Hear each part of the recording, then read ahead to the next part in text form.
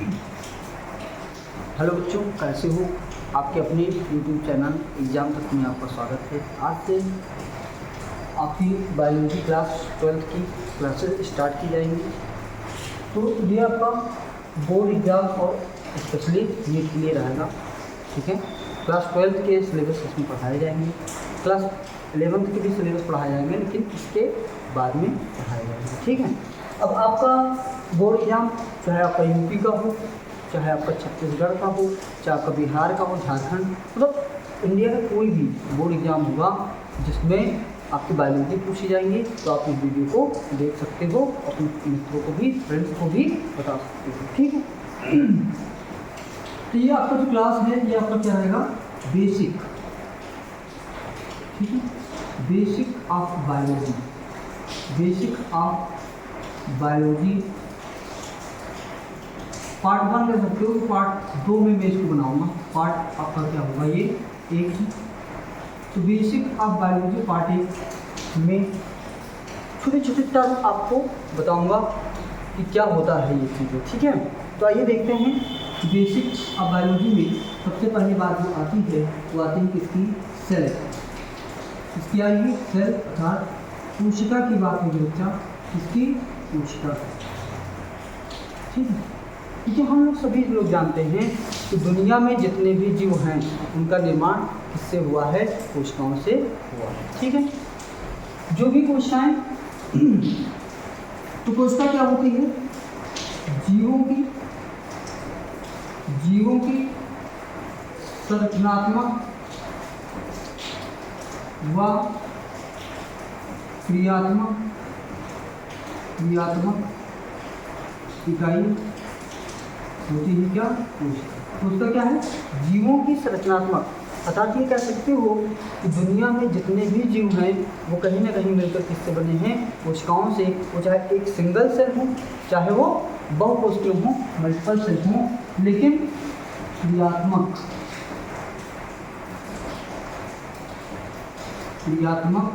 इकाई क्या कहलाएगी? कोशिका कहलाएगी।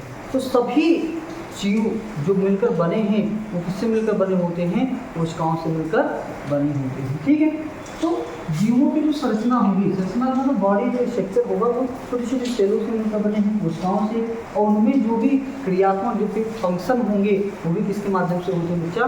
कोशिकाओं के माध्यम से होते हैं, ठीक है। चाहे वो श्वसन हो, पाचन हो, उत्सर्जन हो, ठीक है। हम हाथ चला रहे हैं, हम बोल रहे हैं, ये सारी क्रियाएं जितनी भी मेटाबॉलिज्म रिएक्शन जितने भी होंगे, ठीक है, एनाबॉलिक हो चाहे कैटाबॉलिक रिएक्शन हो, वो सारे के सारे रिएक्शन या सारे जितनी भी क्रियाएं हैं वो कोशिकाओं के माध्यम से होती हैं। इसीलिए कहा गया कि जीवों की संरचनात्मक और क्रियात्मक इकाई ही क्या कहलाती है? कोशिका कहलाती है, ठीक। अब देखिए, जैसे मान लीजिए हमारा हाथ अपने को ले लें, तो एक मनुष्य का जो मान लीजिए आपका उंगलियां हैं, ये मान लीजिए, ठीक है। तो छोटा सा मान लीजिए यहाँ पे इतना सा भाग को अगर हम जूम करके देखें तो आप देखेंगे कि इसमें हजारों कोशिकाओं से मिलकर ये बना होगा, ठीक है। इससे हजारों कोशिकाएं आपके इसमें मिलकर बनी हैं।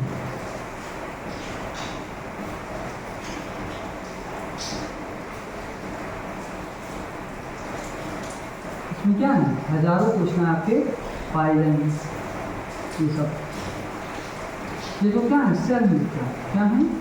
सेल है, कोशिकाएं हैं, ठीक है। कोशिकाएं, ये इनको क्या कहेंगे? कोशिकाएं कहेंगे। तो आप देखिए इतना सा भाग, हाथ का छोटा सा हिस्सा बहुत सारी कोशिकाओं से मिलकर बना हुआ है, ठीक है। तो अब क्योंकि बहुत सारे सेल हैं, बहुत सारी कोशिकाएं, तो हम इसके अपने नग्न आंखों से देख पाते हैं। अर्थात ये कह सकते हो कि जो जीव को हम देख पाते हैं वो क्या होते हैं? बहुकोशिकीय जीव होते हैं। और ऐसे जीव जिनको हम अपने नग्न आंखों से नहीं देख पाते, उनको देखने के लिए क्या चाहिए? सूक्ष्मदर्शी की आवश्यकता होती है, ठीक है। तो वो एक कोशिकीय जीव होंगे, क्योंकि एक कोशिकीय जीवों को हम नहीं देख पाएंगे, ठीक है।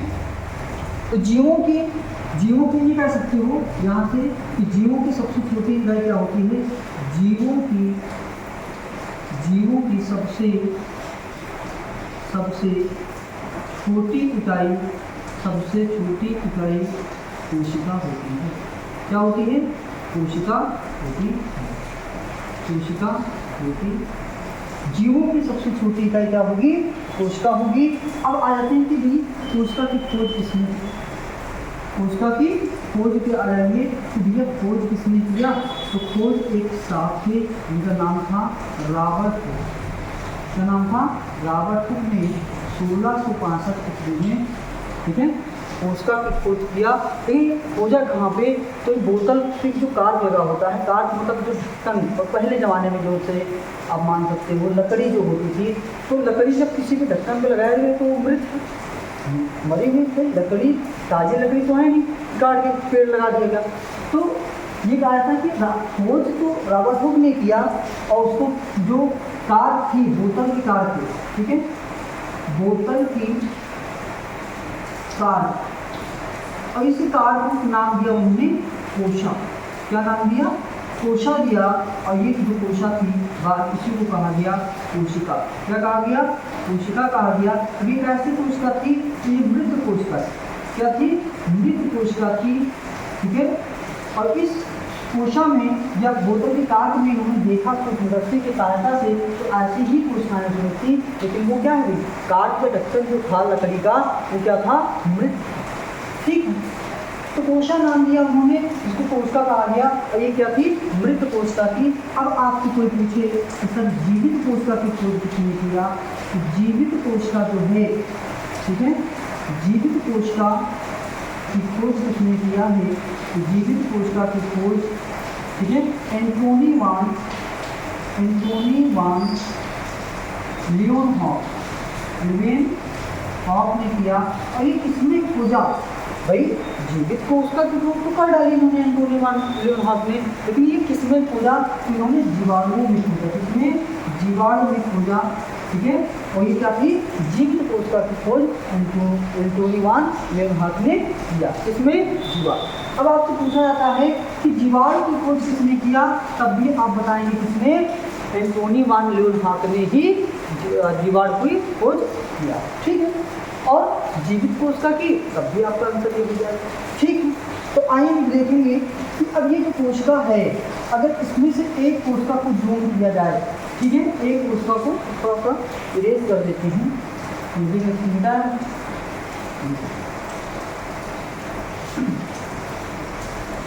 इसका स्ट्रक्चर कैसे होगा, ठीक है, इसका स्ट्रक्चर कैसे होगा? मान लीजिए इसको हमने क्या किया, जूम आउट किया, तो ये कोशिका कैसे दिखेगी, ठीक है, कैसे दिखेगी, आपसे ठीक है, ये कोशिका ऐसे ही आपको दिखेगी। तो क्योंकि ये क्या है? जंतु कोशिका। हम किसके बारे में बात कर रहे हैं? जंतु कोशिका, एनिमल सेल के बारे में। जंतु कोशिका या इसी को क्या कहेंगे? एनिमल सेल के बारे में आपसे बात हो रही है। तो एनिमल जो सेल होते हैं, जंतु जो कोशिका होती है, इनमें कोशिका भित्ति नहीं पाई जाती, इनमें पाई जाती क्या है? कोशिका झिल्ली पाई जाती है, या इसी को कहते हैं कोशिका कला। क्या कहेंगे? कोशिका कला कहते हैं, सेल मेम्ब्रेन कहते हैं। क्या कहेंगे? सेल मेम्ब्रेन कहते हैं, ठीक है। तो कोशिका कला, इसमें कोशिका भित्ति, जंतु की कोशिका में, ठीक है, एनिमल जो सेल होते हैं इनमें क्या नहीं पाया जाता? कोशिका भित्ति नहीं पाई जाती, ठीक है। अब इसके अंदर के समस्त भाग को हम क्या कहेंगे? इसके अंदर के जो समस्त भाग हैं इनको हम क्या कहते हैं? जीव द्रव कहते हैं। क्या कहते हैं बच्चा? जीव द्रव कहते हैं। प्रोटोप्लाज्म के नाम से हम जानते हैं, ठीक है। इसके अंदर समस्त जो भी कोशिका द्रव होगा, केंद्रक होगा, जितने भी कोशिकांग होंगे, उन सब को हम क्या कहेंगे? जीव द्रव कहेंगे, ठीक है। इसके अंदर एक गोल सी संरचना पाई जाती है, इसके अंदर एक गोल सी संरचना पाई जाती है जो हमारी क्या कहलाती है? इसी में होता है केंद्रक। क्या होता है बच्चा? केंद्रक होता है, न्यूक्लियस होता है, और इसी में जो डीएनए होते हैं ये धागे के रूप में बिखरे हुए होते हैं, धागे के रूप में बिखरे हुए होते हैं। इसलिए आपको बताऊंगा कि केंद्रक जो है आपका गोल, ठीक है, केंद्रक जो होता है इसमें भी बहुत सारे क्रोमैटिन हैं, इसमें बहुत सारे पाए जाते हैं। क्रोमैटिन में जो वर्णक हम डालते हैं, ठीक है, तो धागे से संरचना होती है जिसे गुणसूत्र कहते हैं, और उन्हीं गुणसूत्रों पे क्या होते हैं? ठीक है। हीरे जैसी चमक जैसी छोटी छोटी संरचनाएं पाई जाती हैं जिसे हम जीन कहते हैं। वो बात की बात करेंगे बाद में। अभी फिलहाल के लिए तो बेसिक चीज़ें आप पढ़ लीजिए कि केंद्रक ये होता है, ठीक है। केंद्रक में आपके क्या होंगे, डीएनए होते हैं। क्या होते हैं, डीएनए होते हैं। और ये केंद्रक जो होगा ये जो चारों तरफ एक झिल्ली से घिरा हुआ है, इसलिए इसे क्या कहेंगे, केंद्रक कला। क्या कहेंगे, केंद्रक कला। एक रखते हो न्यूक्लियस मेम्ब्रेन, न्यूक्लियस मेम्ब्रेन केंद्रक क्या होगा, केंद्रक कला से घिरा हुआ होता है, ठीक है। इसी में दोहरी झिल्ली युक्त क्या होगा, अब जैसे केंद्रक हमने बना लिया, जब केंद्रक को हमने हटा दिया इसके अंदर समस्त भाग को क्या कहते थे, द्विध्रुव। अब केंद्रक को छोड़ करके इसके अंदर ये वाला जो भाग आपका है इसको कहते हैं कोशिका द्रव। क्या कहते हैं, कोशिका द्रव, ठीक है। साइटोप्लाज्म क्या कहेंगे, साइटोप्लाज्म कहते हैं, ठीक है। इसी में एक दोहरी झिल्ली युक्त कोशिकांग पाया जाता है, एक दोहरी झिल्ली युक्त कोशिकांग पाया जाता है जिसे हम कहते हैं क्या, जिसे हम कहते हैं क्या, माइटोकॉन्ड्रिया। इसे क्या कहेंगे, माइटोकॉन्ड्रिया कहते हैं, ठीक है। ये क्या होगा आपका, माइटोकॉन्ड्रिया आपका होगा, माइटोकॉन्ड्रिया, ठीक है। ये कह सकते हो कि द्विध्रुव जो हैं, द्विध्रुव में आपके द्विध्रुव को क्या है, 3 भागों में बांट दिया गया। एक दोहरी झिल्ली युक्त कोशिकांग, दोहरी झिल्ली युक्त कोशिकांग आपके, एक आपके होते हैं एकल झिल्ली युक्त कोशिकांग, एकल झिल्ली युक्त कोशिकांग, और एक होती है झिल्ली रहित। एक क्या होगी, झिल्ली रहित कोशिकांग क्या होती है, झिल्ली रहित, ठीक है। तो झिल्ली रहित, तो दोहरी झिल्ली युक्त कोशिकांग जो आपका होता है वो आपका क्या है बच्चा, माइटोकॉन्ड्रिया है। क्या है, माइटोकॉन्ड्रिया है, दोहरी झिल्ली युक्त माइटोकॉन्ड्रिया, ठीक है।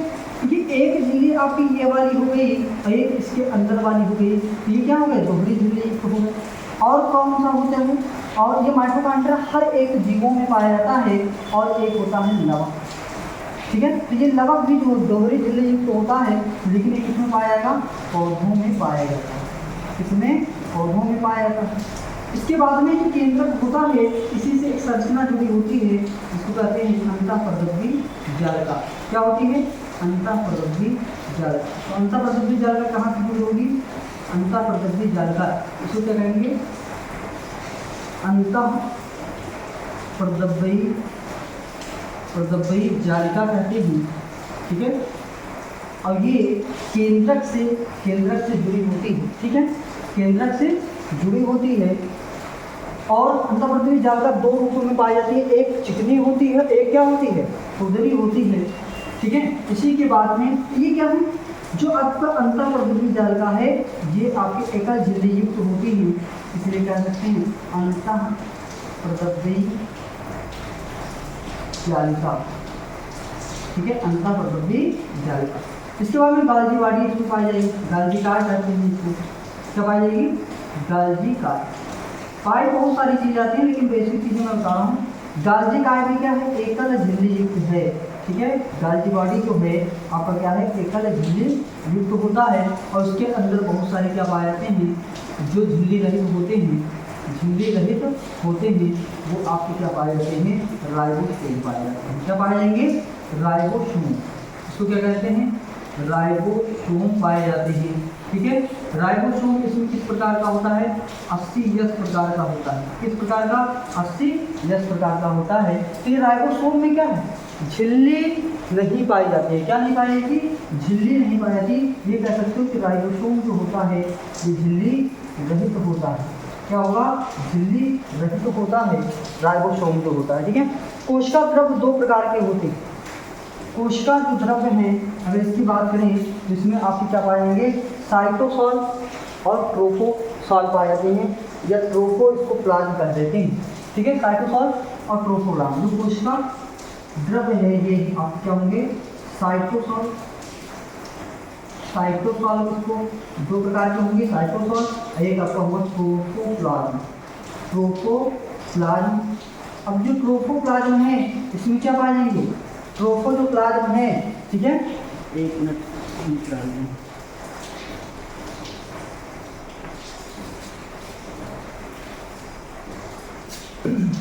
ट्रोफो जो प्लाज्म है इसमें कोशिकांग पाए जाते हैं। क्या पाए जाएंगे, कोशिकांग, कोशिकांग पाई जाती हैं और इसमें कोशिकांग नहीं पाए जाते। कोशिकांग, कोशिकांग का मतलब होता है कोशिका के अंदर बहुत सारे जो अंग काम करते हैं, जैसे हमारे शरीर, ठीक है, हमारा आँख क्या है, एक अंग है, हमारा नाक क्या है, एक अंग है, ठीक है, हमारा हाथ क्या हो गया, एक अंग है। तो ऐसे ही इस एनिमल सेल में बहुत सारे इसके अंदर क्या पाए जाते हैं, कोशिका के अंदर पाए जाने वाले अंगों को ही हम कोशिकांग कहते हैं। इसमें साइटोप्लाज्म में कोशिकांग नहीं पाए जाते हैं, कोशिकांग नहीं पाए जाते हैं, ठीक है। तो ये बहुत ही बेसिक जो कॉन्सेप्ट है ये आपको सीखना चाहिए, समझना चाहिए, ठीक है। तो ये आपका हो गया, ये आपका हो गया। अब आएंगे कोशिका के प्रकार पढ़ेंगे कि कोशिकाएं कितने प्रकार की होती हैं, ठीक है। तो आइए अब आपके सवाल इसमें बनते हैं, जंतु की कोशिका में कोशिका वित्ती आपकी नहीं पाई जाती है, ठीक है, जबकि पादप की कोशिका में, ठीक है, कवकों की कोशिका में, सब में कोशिका वित्ती, आपके जो प्रोकैरियोटिक कोशिकाएं होंगी उसमें भी कोशिका वित्ती पाई जाएगी, ठीक है। तो आइए, और ये आपका एनिमल सेल है, जंतु सेल है, पादप सेल है, ठीक है, कोशिका है, इसमें ये सारी चीज़ें, बहुत चीज़ें इसमें पाई जाती हैं, लेकिन आपका जो बेसिक है आराम से सारी चीज़ों को पढ़ा जाएगा, ठीक है। तो आइए अब जब देखेंगे कोशिका के प्रकार, ठीक है, कोशिका के प्रकार, कोशिका के प्रकार। तो कोशिका के जो प्रकार होते हैं ये दो प्रकार के होते हैं। कितने प्रकार के, दो प्रकार के होते हैं। कोशिकाएं कितने प्रकार की होती हैं, कोई पूछे तो दो प्रकार के होंगी। एक आपकी क्या होती है, एक आपकी होती है प्रोकैरियोटिक, प्रोकैरियोटिक, प्रोकैरियोटिक कोशिका, और एक आपकी क्या होगी, यूकैरियोटिक कोशिका, ठीक है। प्रोकैरियोटिक, प्रोकैरियोटिक सेल, और दूसरी जो होती है आपकी क्या होती है, यूकैरियोटिक, यूकैरियोटिक कोशिका। याद करेंगे, यूकैरियोटिक कोशिका, ठीक है, यूकैरियोटिक, यूकैरियोटिक, कैरियोटिक कोशिका, यस सर, ठीक है। तो कोशिकाएं कितने प्रकार की होती हैं अगर आपसे कोई पूछे तो प्रोकैरियोटिक और यूकैरियोटिक। अब प्रोकैरियोटिक जो कोशिका है इसमें समस्त एक कोश के जीवों को रखा गया, जिन एक कोश के जीव उनको कहा जाता है जिनका संपूर्ण जीवन एक ही कोशिका में शुरू होता है और एक ही कोशिका में समाप्त हो जाता है। ऐसी कोशिकाओं, ऐसे जीवों को हम एक कोश के जीव कहते हैं। तो प्रोकैरियोटिक कोशिका में किन किन जीवों को रखा गया, तो आप समझिएगा, इसमें किसको रखा गया, जीवाणुओं को रखा गया, नील हरित शैवालों, नील हरित शैवाल जो होते हैं इनको रखा गया, माइकोप्लाज्मा, माइकोप्लाज्मा, ठीक है, इनको रखा गया। इनमें क्या है, एक कोश, ये सभी क्या हैं, सिंगल, ठीक है, सेलुलर ऑर्गेनिज्म है, इनको इसमें रखा गया। और यूकैरियोटिक में क्या है, बहुकोश की, एक कोश की है वो बहुकोश की, दोनों को इसमें रखा गया है, ठीक है। अभी आपको जैसे आर.एच. विटेकर ने 1.7 से 1.8 मिलियन प्रकार की जितनी भी स्पीसीज, जितनी भी जातियां थी उनको उन्होंने 5 वर्गों में विभाजित किया। किसके आधार पे किया, इन कोशिकाओं के प्रकार के आधार पे विभाजित किया, ठीक है। तो यूकैरियोटिक कोशिका में बहुकोशिकीय जीव आएंगे, और बहुकोशिकीय जीव क्या हैं, जिनको हम अपने नग्न आंखों से देख सकते हैं, ठीक है। जैसे हम मनुष्य हैं, हम मानव हैं, तो हमको आप देख लेते हैं, पेड़ पौधों को आप देख लेते हैं, ठीक है, कुत्ता बिल्ली को देख लेते हैं, गाय भैंस को आप देख लेते हैं। तो ये क्या है, बहुत सारी कोशिकाओं से मिलकर के बने हुए हैं। तो ऐसे जीव जो बहुत सारी कोशिकाओं से मिलकर के बने हैं बहुकोशिकीय जीव कहलाते हैं। अब इसमें किसको रखा जाएगा, समस्त कवक को, समस्त कवक, जितने भी कवक आ जाएंगे, जितने भी पौधे आ जाएंगे, जितने भी जंतु आ जाएंगे जिनको हम देख पाते हैं, ये कह सकते हो कि जिन जीवों को हम अपने आंखों से देख सकते हैं वो क्या हैं, बहुकोशिकीय जीव होते हैं, ठीक है। आपने कभी नहीं देखा होगा कि जीवाणु देखो, जो बैक्टीरिया है ये देखो जा रहा है, देखा है? नहीं देखा होगा, ठीक है। तो समस्त कवक पौधे व जंतुओं को इसमें यूकैरियोटिक कोशिका में रखा गया है, ठीक है। अब इधर बात करें तो जैसे आर.एच. विटेकर साहब थे, उन्होंने 1.7 मिलियन से 1.8 मिलियन स्पीशीज थी, जातियाँ थी। जातियों के प्रकार हैं कि पृथ्वी पर उपस्थित इतने जातियों की खोज की जा चुकी है, अभी बहुत सारे ऐसे जीव हैं जिनको खोजा नहीं जा चुका है। तो 5 जगत वर्गीकरण पद्धति देंगे, जिसमें आपका पहला होगा मुनेरा। पहला क्या है? मुनेरा है। फिर आपका क्या है? प्रोटिस्टा है। फिर आपका क्या है? कवक है, कवक। फिर आपका क्या है? पादप है, ठीक है। और फिर आपका क्या है? जंतु है, जंतु, ठीक है, जगत। तो ये जगतों में इन्होंने क्या है? कोशिकाओं के आधार पर बांटा। तो मुनेरा जगत में क्या रख दिया कि जितने भी प्रोकैरियोटिक कोशिका प्रकार के हैं, प्रोकैरियोटिक प्रकार के जो कोशिकाएं हैं उनको मुनेरा में रखा, और प्रोटिस्टा में इसको रखा यूकैरियोटिक कोशिका प्रकार के, ठीक है। इसमें भी यूकैरियोटिक रखा, इसमें भी यूकैरियोटिक रखा, यूकैरियोटिक। जंतु में भी क्या रखा? यूकैरियोटिक। फिर देखा उन्होंने कि जो एक कोशिकीय जीव है, ठीक है, एक कोशिकीय जीवों को इसमें रखा, एक कोशिकीय जो जीव थे उनको इसमें रख दिया। जैसे आपके जीवाणु हो गए, जीवाणु हो गए, नील हरित शैवाल हो गए, नील हरित शैवालों को इसमें रख दिया, ठीक है। तो एक सिंगल सेल, ये क्या थे? सिंगल सेल थे। प्रोटिस्टा में क्या रखा? प्रोटिस्टा में अब चूंकि इसमें भी क्या आते हैं? एक कोशिकीय जीव भी इसमें आते हैं, एक कोशिकीय जीवों, एक कोशिकीय जीवों। जैसे किसको रखा? अमीबा हो, किसको?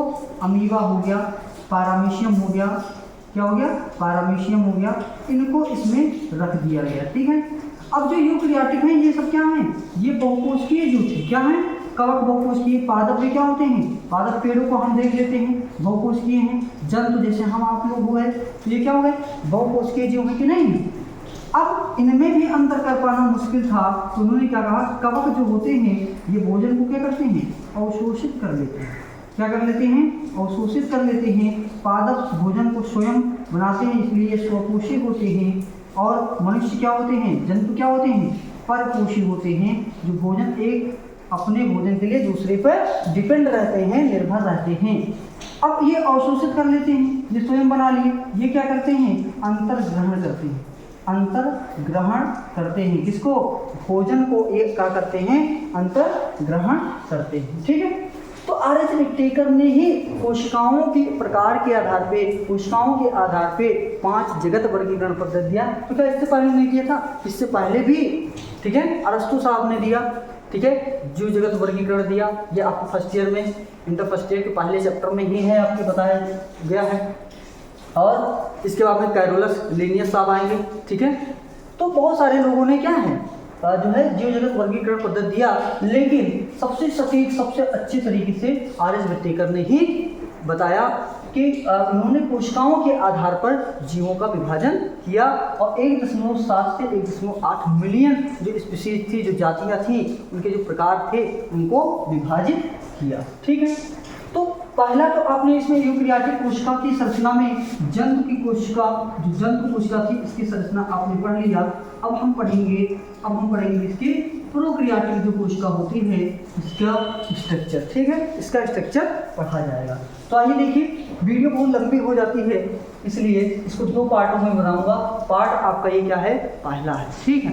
तो दूसरे पार्ट में प्रोकैरियोटिक कोशिका की संरचना हम पढ़ेंगे और इससे संबंधित चीज़ों को जानेंगे। इससे पहले मैं कुछ क्वेश्चन पूछ लेता हूँ कि एक कोशिकीय जीव किसे कहते हैं और बहुकोशिकीय जीव किसे कहते हैं। इन दोनों में डिफरेंस क्या होता है? कमेंट बॉक्स में एकदम छाप दीजिएगा, ठीक है, गर्दा उड़ा दीजिए। और जिन बच्चों को बोर्ड एग्जाम और नीट की तैयारी करना है, तो अपने दोस्तों के पास वीडियो को शेयर करें, लाइक करें, सब्सक्राइब करें, ठीक है। आपका एग्जाम तक आपके साथ हमेशा बना रहेगा। जय हिंद।